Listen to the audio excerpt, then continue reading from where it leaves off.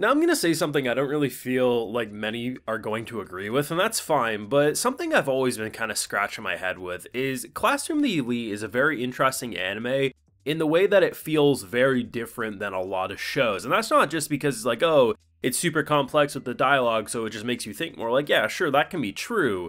But there's a vibe about this that you don't feel about something. And that now kind of makes sense to me, and that is Classroom of the Elite kind of feels like a visual novel. And what I mean is that anyone who's played through like an actual visual novel game, it doesn't matter what, whether it's a dating sim, whether it's like a Steins Gate, it doesn't matter exactly like what you're essentially doing. The way things happen in a visual novel are very calculated, like you as the player are controlling your MC, and while the MC might have crazy development, you almost navigate the whole world and move everyone like chess pieces, like pawns to be manipulated. And while I've always made the comparison that like I know Koji kind of manipulates this world like a chessboard, an episode like this has finally made me click in that to me, Classroom of the Elite feels like a visual novel, and I think when you consider the fact that the novels are so meaty that apparently we be skipping 75% of novels when adapting Classroom of the Elite, it just feels like a source reader telling like, hey, when I played this 150-hour video game,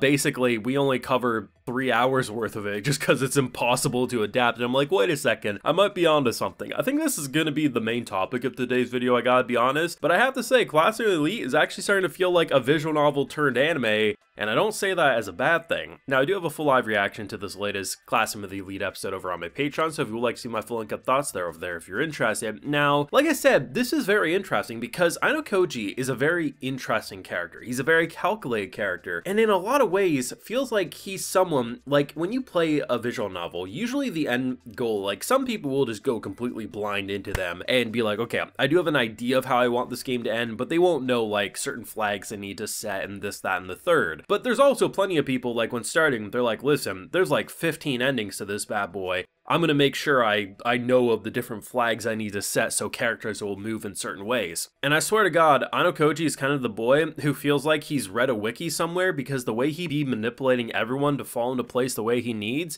feels like a player trying to get to a certain end result. And I think what's interesting is that, as I've been saying throughout many videos, even prior to the season, is that this is a very difficult show to adapt because there's so much content. People be telling me that if we properly pace things the way some source readers want, we'd be at like season 6 or something to get to where we're currently at. And while sometimes things do feel rushed or out of place, now I don't know how people are feeling about this episode. I didn't really take a look before I got up here to record like I did last week. I assume things are probably rushed for many source readers, but this is already much more interesting intro hook, because while I didn't dislike the first 2 episodes of the season, I don't really think there was a lot to really focus on. Like, there might be characterization and stuff, but in terms of an actual setting, it wasn't that like crazy or thought-provoking. It was like, oh, we've kind of seen different things like this before. I'm interested to see where we're gonna go now. And I already think like the Ichino stuff is probably way more interesting than anything that they were establishing in the previous arc, other than the Manabu stuff and like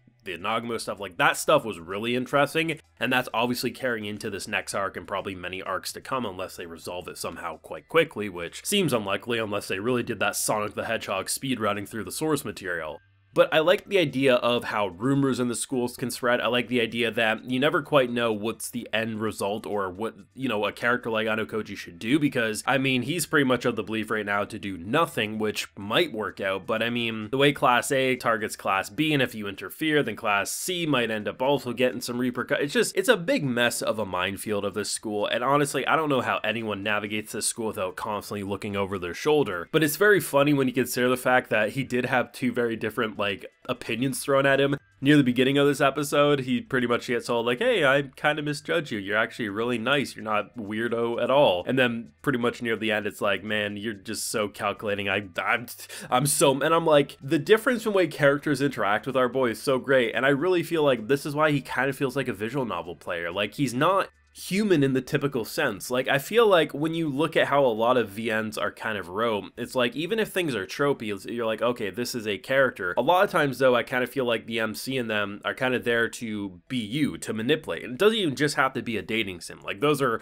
obviously very self-insert because of obvious reasons, but a lot of times it's like you craft that character to truly be you, to interact the way you want. And he's just someone just navigating so emotionlessly, just like this calculating game master, and I love it so much. I've always said that Classroom of the Elite feels very different than most anime. Basically have what should be a generic school setting at face value. Yeah, there's the whole point system and there's a lot of manipulation, but a lot of what the characters do or say, like, there's literally a shot in this episode just focused on a girl's ass. There's no reason for it. It's not even a kinky fan servicey scene. It's literally her sitting on the damn bed in the most non-sexual way. But bless the visual novel flair to the show, because they do it anyway, because why the hell not? Like, a lot of this just doesn't have to be the way it is, yet somehow, I'm always like, it's not just like here to say, here's a harem being built, or here's this convenient way they're gonna solve something. Usually, there's like 4 or 5 characters scheming and plotting in the background,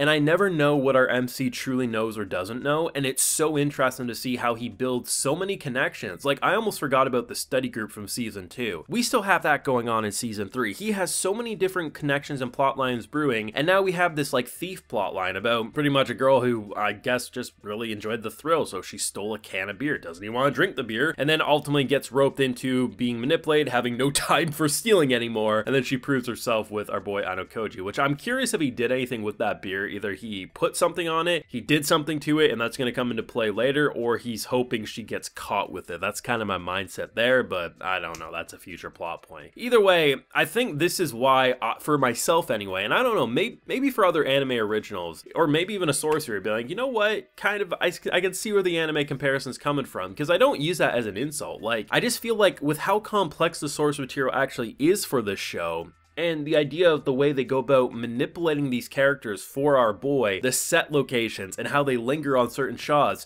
it almost feels like an anime that's adapting a visual novel, just doing it way better than a lot of them would. And even if there are criticisms among anime only, source readers, whatever, I still continue to say this is one of the most successful anime adaptations that is universally criticized for being rushed or the pacing being jarring, yet it only gets more popular with each season, which I really don't know if I can. I mean, there are, like, I mean, pretty much, like, I've even seen criticism with Overlord being rushed and that got more popular, but there's something about Classroom of the Elite that just be built different with how it continues to get more popular. But for me, it's like an episode like this, I was zoned in. It wasn't immediately exciting in the traditional sense, but it had me glued to see where the character interactions would go and why a boy was so gun-ho to go out into a hallway that was definitely a trap trying to manipulate him, because of course this girl who's never talked to you wants to date you, you dumb bastard. But that's my visual novel turned anime for you, and I love it. Now, of course, those are my feelings. Let me know what you thought, especially on my idea of how I look at this show. Like I said, you may completely disagree, but that's kind of how this anime feels to me. But let me know what you're feeling down below. Leave a like if you enjoyed, subscribe if you're new around here, of course ring that bell, and like I mentioned, we have a full live reaction over on my Patreon, and hey,